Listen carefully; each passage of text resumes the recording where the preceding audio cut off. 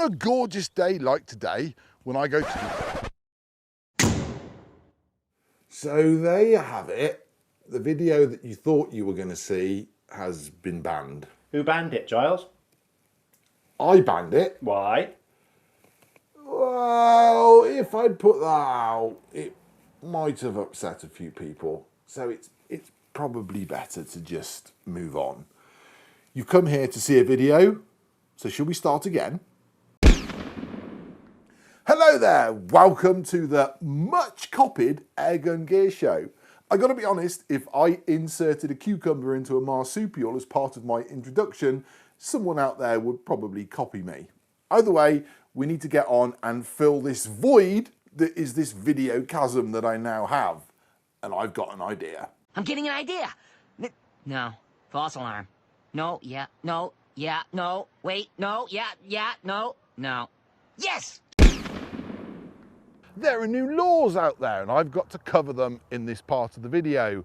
I am making this video for you because I'm choosing to, and I'm choosing to tell you about Airgun101.com, which is my company. So there's the link. It's not by association, there's the link. Airgun101.com is the best place in the world if you want to watch airgun content. Hunting, shooting, reviews. Go and have a look, Airgun101.com. You'll see some adverts, of course you will. You'll see some links to things that you can buy, but it's all airgun related. I'm not going to tell you for 15 minutes how to set up a website. I've done the legal bit, let's carry on with the video. Let me get to the whole point of what I want to do today. I want to turn this into something else. You want to see a new gun. Yes, you do. Everyone turns up because they want to see something new.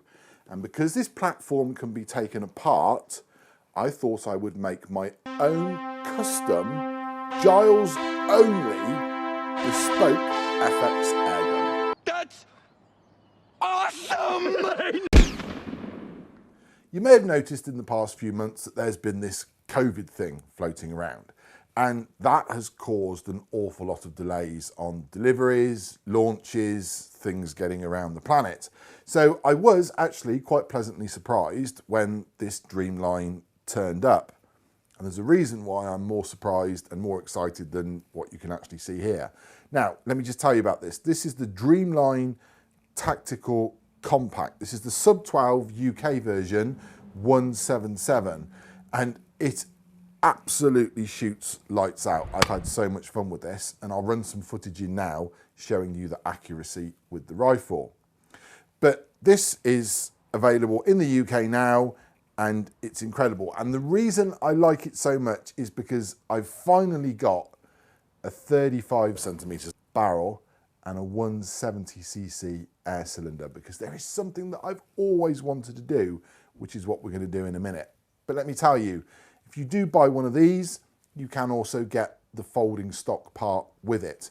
I don't use that, I use the fixed stock, it's just a preference for me. And for those of you out there that go, that little barrel, it's never going to shoot as good as my big impact, big butt. Well, actually, from what I've seen in sub 12 out of 50 yards, there really is no difference. That superior barrel that's in there from FX is way better than anything they've put on 177 before. Now, I've got a large collection of FX rifles. Let me show you. FX Impact Sub 12 22 Smooth Twist Barrel, Wildcat Mark II 30 cal. FX Crown 22 Sub 12 Crap Scope. Wildcat Mark III 25 High Power. Yeah, I know I haven't done the review on that yet. Just give me a chance. Impact Mark II in 22 Power Plenum. This thing is a boomstick. FX Crown, Yellow Jacket, Bumblebee, whatever you want to call it, in 30 cal, fantastic scope on top. That at 100 yards will shoot the arse off a fly. Wildcat Mark II 22 Sub 12, Dreamline 177 Classic Laminate Stock. Streamline 22 Sub 12, well, what's left of it. And cupboards and boxes and shelves of bits and pieces to play with. The fun part is, which is what we're going to discover today, is that most of these parts on here, in some way, are interchangeable, which means you can come up with your own crazy ideas. You're going to laugh at me when I say this, but when that turned up, the exciting part was actually the fact that I'd finally got one of those small air cylinders and a short barrel. I do like this rifle, it's fantastic, but I'm not a big fan of this AR style stock at the back. I would like to see something this short and compact in a traditional sporter sort of wooden stock. Warning! We are about to remove air cylinders, barrels and work with an air rifle. Always make sure that it is unloaded, safe, and that you are doing it in a safe environment and that you do not harm yourself. Replicating what I do is not always a good idea, but I'm going to show you what I'm doing anyway, but do it safely. I'm going to remove the scope first. Here we go, and I'm doing it so that you can see what I'm doing on camera, which means it's always a little bit backhanded. There's the other one. We put that down somewhere safe because that's a Nexus and it's rather expensive, but it's a fantastic scope. Next, we're going to take the pick rail off the top. There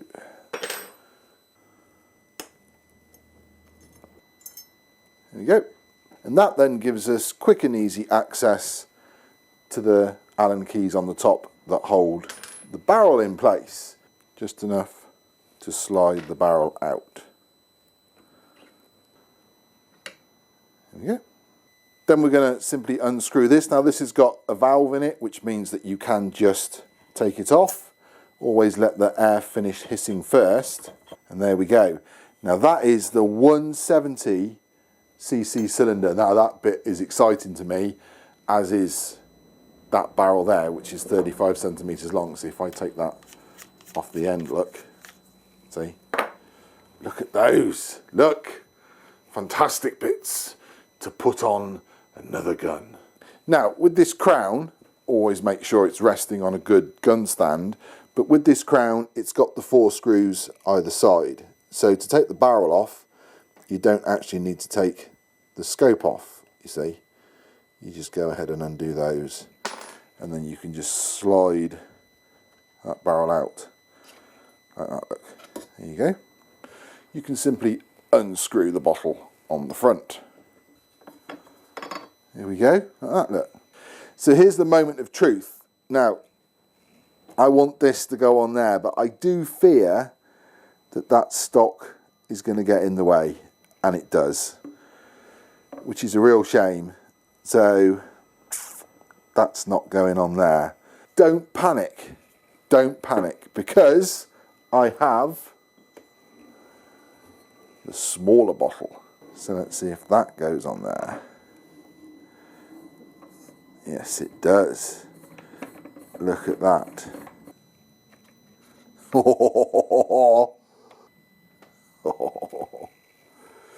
Look at that. Look at that. I just need to swap this 30 pin to a 177. Yep.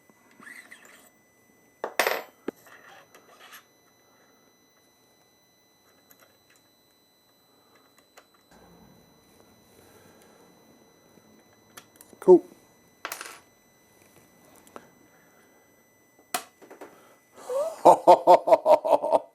Look at that. Change the transfer port to 1. Look at that. Oh, that's incredible. Where's my moderator? Where's my moderator? I've got a Donny. Put a Donny on there. Wow. Look at that. Look at that. Do you know what? I'm going to let you into a little bit of a secret. I reckon that's actually come out better than the thing that I wanted to make myself. Although I don't know yet. Wow. What a little rifle. It's that simple. The thing is, I really want to use that cylinder on a wooden stock rifle. What am I going to do? FX, you don't make that big enough there. Right, I've got to come up with something else. So I've measured my new crown, or whatever you want to call it, and it's 80 centimetres long. And I think that is just incredible to look at. Will you look at that? And I know that's going to shoot because of the way that barrel works on that Dreamline that it came on. I got to say, I've made some pretty good things in my life. You know, I've got a daughter, and I thought I was fairly impressed with what I did to create her. Perhaps that looks better. I've no idea. Don't tell her that. Anyway, I really, really, really want to use that little cylinder. Look at that little cylinder. It's begging to go on something small on a wooden stock. But the only problem I've got is that to do that, I've got to make some alterations to that laminate stock. Brace yourself. Let me show you what I want to do. First of all, I'm going to just pop the scope off. There we go. That is the cheat way of removing a scope. It's not the best way, but it's the cheat way. I'm going to pop the stock off.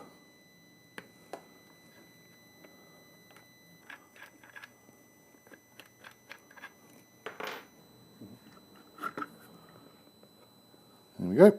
What I want to do is fit that onto there.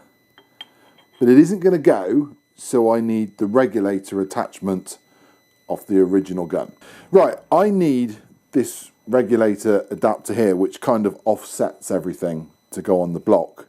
Now, when I took this apart originally, it had still got some air in there. So I've put the barrel back on because all I'm going to do is dry fire it into my box just to clear the regulator air. Now, you can undo the regulator gauge and do it that way, but rather than going through that process, I shall simply fire it and let the air clear through into my box.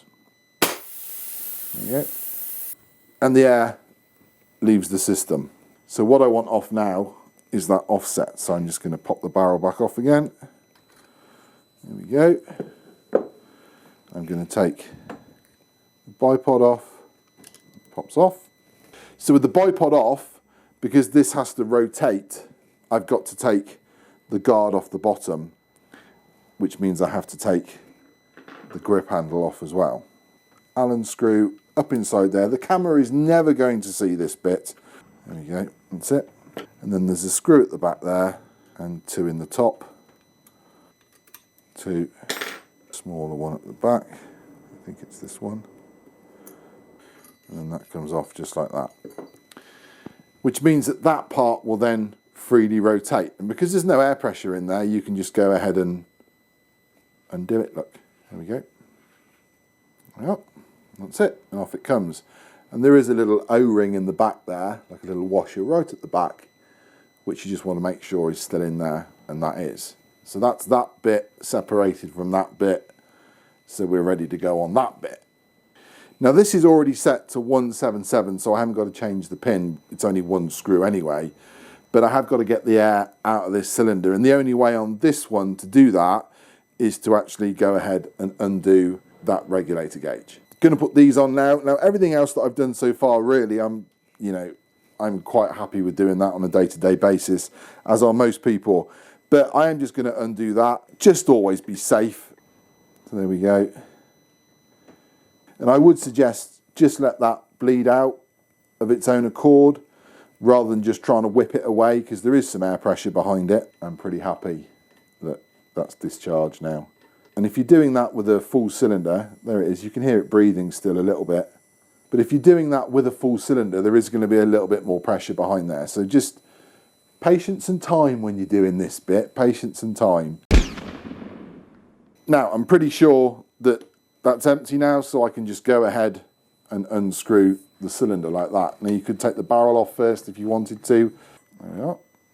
Just separate the two. I'm going to take the barrel off the top. Just like that. That then is the block that I want to use for the next part of my experiment.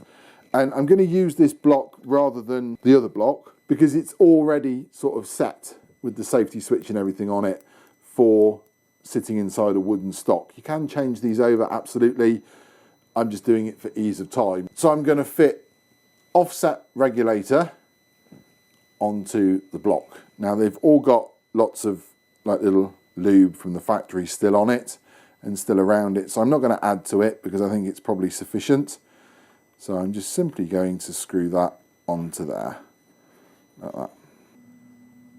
That's it. Then we'll go ahead and just put our air gauge back on. That's it. Again, doesn't need to be overkill because the air pressure will do the job. I think if I've got this in order, the little magical bit is to put the barrel on. There we go. Like that. And we put the air cylinder on. And take your time. We don't want to thread anything. That's it. You get a little bit of a hiss. We've got some air in the system now, look. Now, I've got to admit, the gauges don't match. I should whip the gauge off the other one, but I'm too far into the video now to make that change. The cylinder and the barrel on a block that goes in a wooden stock. Here's where it gets a little scary. This bit doesn't go in that bit. There's a bit too much wood. There's a bit too much wood here, which is where I will need to get my Dremel out. I am about to Dremel a laminate stock. Do not try this at home.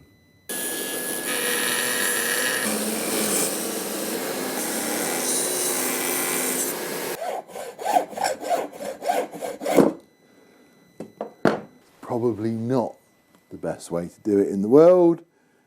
But look, I got 2 stocks now.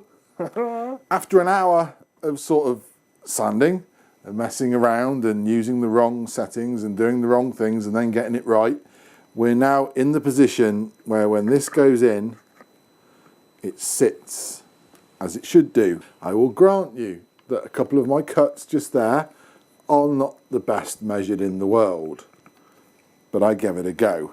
Probably round where the cut is, I need to put some wax or whatever it is you do to laminate a stock. I will research that afterwards in the traditional standard of, I probably should have read the instructions before I started. That's it. This is where we wait to hear for any hisses of things that shouldn't be happening or anything like that. And I can tell you already, it's holding air. Look at that. Wow. Look at that. Do you know, it looks a little bit like a mini BSA R10, doesn't it? But look at that. Look at that. How good is that? We made something. Look at that. Wow. That looks phenomenal. Now, yeah, granted, around the woodwork, I've just got to do some trimming up and some tidying up and just some finishing off. But look at that. Spinning around for you. Look at that. Look at that. Wow. Do you like it? What do you think? I like it. I think it's good. What do you think, Ben? I like it. Yeah, Ben likes it. I wonder if I've got enough room in there to put a stud, actually. Let's see. Stud for a bipod.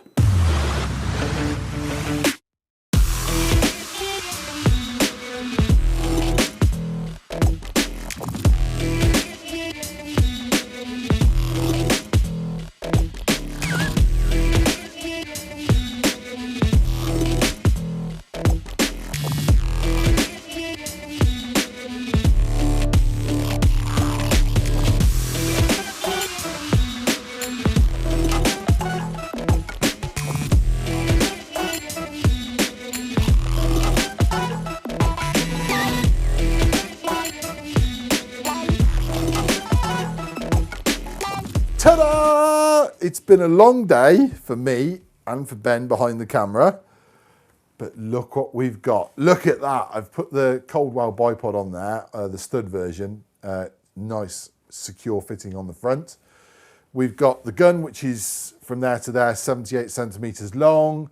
Got a little Donny on the front. Cylinder, it's 177 sub 12. So again, it's going to be around 100, 110 shots. Only thing I'm slightly wishing that I'd got right is that to adjust the regulator, I've got to take it out the stock. But that's fine. I can probably drill a small hole. Other than that, look at that. I am really, really impressed with that. Granted, on this side, my woodwork is not the best. My cuts could have been a little bit tidier. But other than that, she is gorgeous. And I obviously got to give it a name. And we've sort of racked our brains and thought, well, what do we come up with? Well, it's small, grey, sort of shiny and a little bit scaly, but with a lot of bite. So we thought, Serpent. So I'm going to call this the FX Serpent. And let's be quite clear, FX haven't designed this. They haven't got any idea that this is even coming. I've just made an FX airgun and it's called the Serpent. And now I've got to go shoot it. On a very, very, very rainy day, should we see if it works?